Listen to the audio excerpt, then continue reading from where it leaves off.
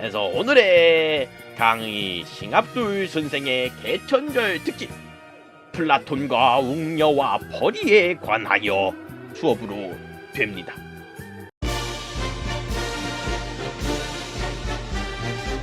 제목부터가 좀 어지럽다고 말씀을 하시는데 그 큰 문제는 없어요.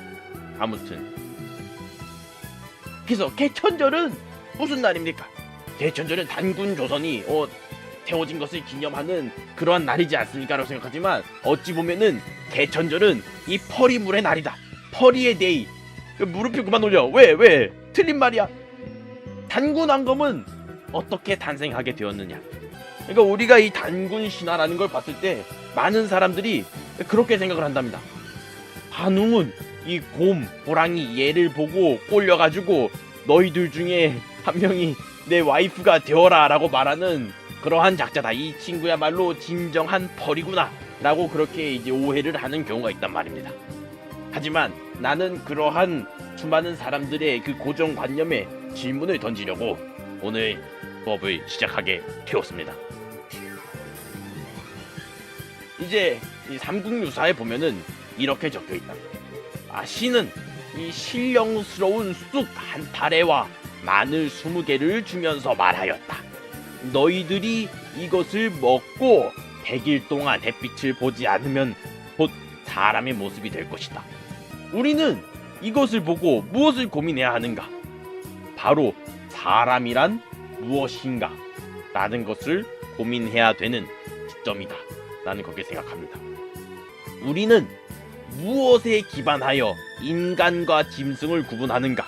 우리는 무엇에 기반하여 인간과 퍼리를 구분하는가에 대해서 스스로 질문을 던지고 그 답을 찾아내지 않는다면 어떻게 우리가 곰과 호랑이를 사람으로 만들어줄 수 있겠습니까? 인간은 무엇인가? 우리는 스스로 많은 질문을 던져보고 생각을 해보지만 플라톤이 내린 답은 이거였다. 인간은 깃털 없는 두 발 짐승이다. 이 말을 보고 철학자 디오게네스가 이와 같이 말을 합니다. 디오게네스는 플라톤 앞에 털을 뽑아놓은 닭을 가져오고서는 이렇게 말을 합니다. 이것은 플라톤의 인간이다. 이 두 철학자의 대화를 통해서 우리는 무엇을 알 수 있느냐? 이것은 무엇인가? 이것은 인간이 아니다. 이것은 펄이다. 왜냐? 몸에 깃털이 달려있으니까 이것은 펄이다. 하지만 털 뽑은 닭은 무엇이냐? 이것은 인간이다. 설령 이 털이 달려있는 심지어 이름도 있다. 뭐야 지금? 칸다 사토코 칸다 사토코시는 설령 앞치마를 입고 옷을 입다 하더라도 털이 달려있기 때문에 이것은 털이고, 이 털 뽑은 닭은 제발 외부 시청각 자료 그만 띄워줘. 나만 죽을 수 없어. 나만 죽을 수 없어 이 씹새끼들아. 이 닭은 설령 옷을 입지 않더라도 말을 하지 못하더라도 털을 뽑았기 때문에 이것은 인간으로 보는 것이 맞다라는 것을 플라톤과 디오게네스의 대화를 통해 우리가 알 수 있는 것입니다. 털이 없기 때문에 인간이다. 왜? 인간의 정의는 무엇인가? 인간은 털 없는 두 발 짐승이다. 털이 없고 두 발로 걸어다닐 수 있다면 그 모든 것을 우리는 인간이라 불러야 하는 것입니다, 여러분. 또한 우리는 플라톤과 디오게네스 이 두 철학자의 대화를 통해서 후천적인 인간 양성이 가능하다는 것을 알게 되었다. 우리가 교육과 교화를 통해서 사람이 아닌 것을 사람으로 만들 수 있다는 것. 이 가르침은 마치 무엇과 같나?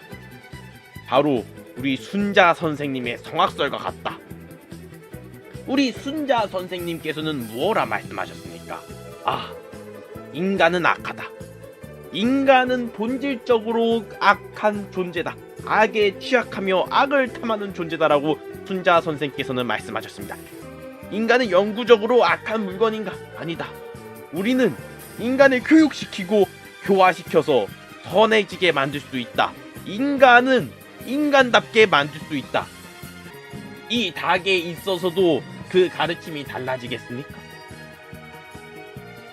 펄이는 영원히 펄입니까?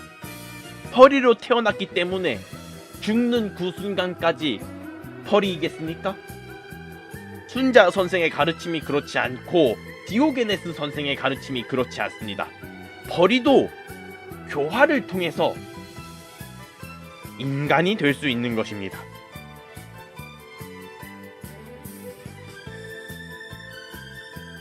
더 이상 저것은 펄이가 아닙니다. 저것은 인간입니다.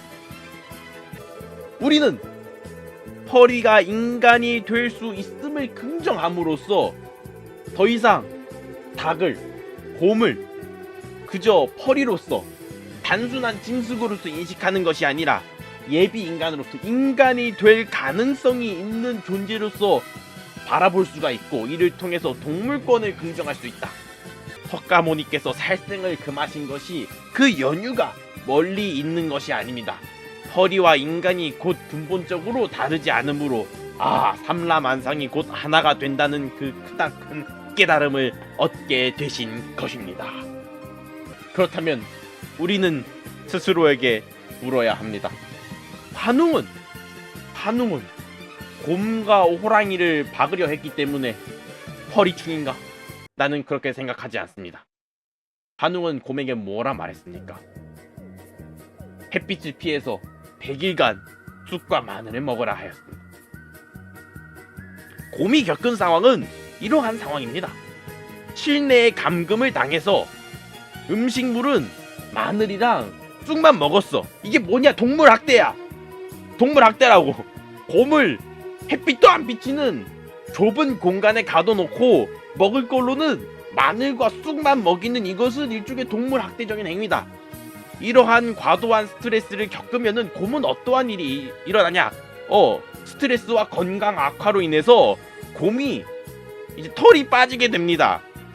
그러면 우리는 이제야 이 곰이 무엇인지 말할 수 있다. 이것은 인간이다. 환웅은 짐승을 인간으로 교화시키는 데 성공을 한 거예요. 그러므로 환웅은 더 이상 펄이충이 아니다. 그는 인간을 사랑했을 뿐이다. 사람이 사람을 사랑하는 게 죄가 됩니까? 인간이 인간을 사랑하는 것이 죄가 됩니까? 그렇지 않습니다. 또한 이건 진짜 환웅이 싱압둘을 고소해도 아니, 할 말 없다. 아니 한 새끼는 제 환웅이잖아. 곰이랑 한 새끼는 환웅인데 왜 내가 욕을 먹어요? 이 환웅이 그 펄이충이 아니고 이제 털 빠진 웅녀는 곰이 아니라 인간이 되었다는 것은 과학적으로도 증명이 가능합니다. 과학적으로 종은 무엇이라 정의를 합니까? 이제 이런 정의 방법이 하나가 있어요. 이제 한 동물 짐승의 한 종이라는 것은 무엇이냐? 이 세 가지가 가능을 해야 이것이 같은 종이다, 하나의 종이다 라고 부른다. 첫째, 서로 자발적인 번식 행위를 할 것. 둘째, 서로 번식이 가능할 것. 셋째, 그렇게 해서 나온 자손이 번식 능력이 있을 것. 즉 이제 새끼를 낳을 수 있는 이세를 낳을 수 있다면은 그 둘은 같은 종이라고 부른다 라는 그런 어떠한 정의가 하나 있습니다. 그렇다면 환웅과 털 빠진 곰, 즉 웅녀 사이에 이 세 가지 조건이 성립한다면은 우리는 환웅과 웅녀가 같은 종이다. 즉 털 빠진 곰탱이랑 인간은 같은 종이다. 즉 털 빠진 곰은 더 이상 곰이 아니라 인간이다라는 것을 과학적으로 증명할 수 있게 되는 것입니다, 여러분. 어때요? 내 말이 맞죠? 첫째, 서로 자발적인 번식 행위를 했는가? 환웅은 웅녀에게 너가 쑥 먹고 나오면은 하자라고 말을 했고, 곰도 좋다고 동굴 안으로 들어가서 쑥과 마늘을 먹었어. 그렇다면 우리는 이 둘 사이에 있었던 관계는 상호 합의하에 이루어진 관계라고 볼 수 있을 것이다. 즉 서로 자발적인 번식 행위를 했는가? 라는 질문에 대해서 우리는 그렇다, 환웅과 곰은 자발적으로 번식 행위를 했다 라고 말을 할 수 있을 것입니다. 사실대로 말해보세요. 이번 자료 만들면서 헛웃음을 몇 번이나 내셨나요? 아닙니다. 이건 진짜 진지한 내용이에요. 이 그냥 실험실에서 이루어진 테스트가 아니라 서로 좋아서 짝짓기를 했다고. 환웅과 털 빠진 곰은 좋아서 짝짓기를 했어요. 결과 서로 번식이 가능했는가? 두 번째 질문. 그래서 서로 짝짓기를 한 환웅과 웅녀는 그 번식이 가능했는가? 그렇다. 그날 밤의 결과물은 이것이다. 그날 밤의 결과물이 단군 왕검이다 라는 것을 우리가 알지 않습니까? 환웅과 털 빠진 곰은 자발적인 짝짓기를 통해서 단군 왕검을 만들어낼 수 있었다는 것을 우리가 발견했습니다. 아, 번식이 가능했구나.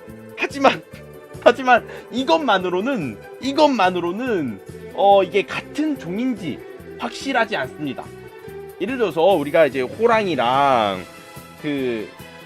사자랑 교배식 가끔 뜨는 경우가 있잖아. 호랑이랑 사자랑 같이 뒀더니 둘이서 이제 해. 그래서 뭐 타이온, 라이거 이런 거 한 번씩 나오는 경우가 있잖아. 아니면 이제 뭐 아프리카 코끼리랑 아시아 코끼리를 같이 뒀어. 그런데 정신 차려 보니까 한쪽이 임신해 있네. 분명히 한 놈은 아프리카 코끼리고 한 놈은 아시아 코끼리여서 종이 다를 텐데, 어라라? 왜 한 새끼가 임신을 했지? 사육사가 없는 동안에 무슨 일이 벌어진 거지? 그리고 뭐 말이랑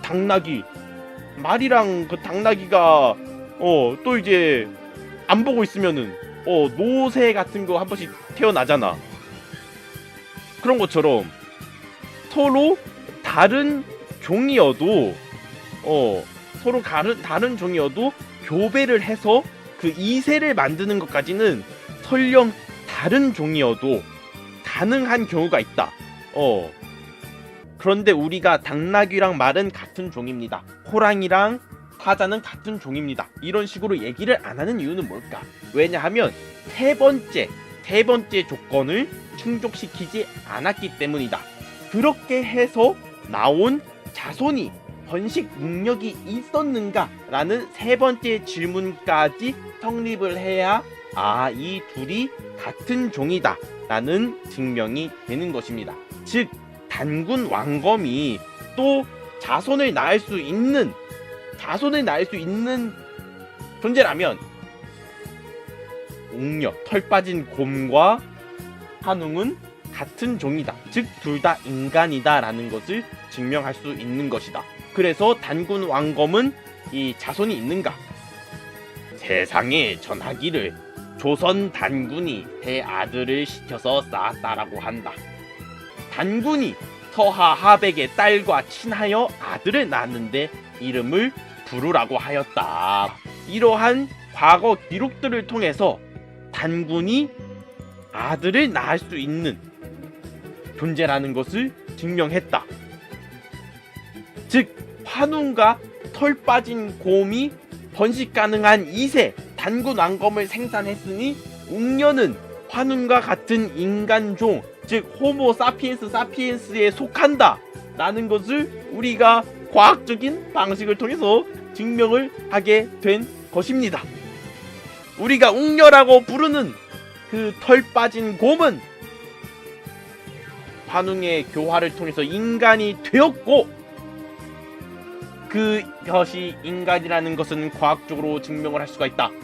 그런 고로 단군 신화를 단순히 퍼리물이라고 보는 것은 과학적으로 보아서도 철학적으로 보아서도 옳지 않다는 것을 오늘 우리는 이번 수업을 통해서 명명백백히 증명하게 된 것입니다.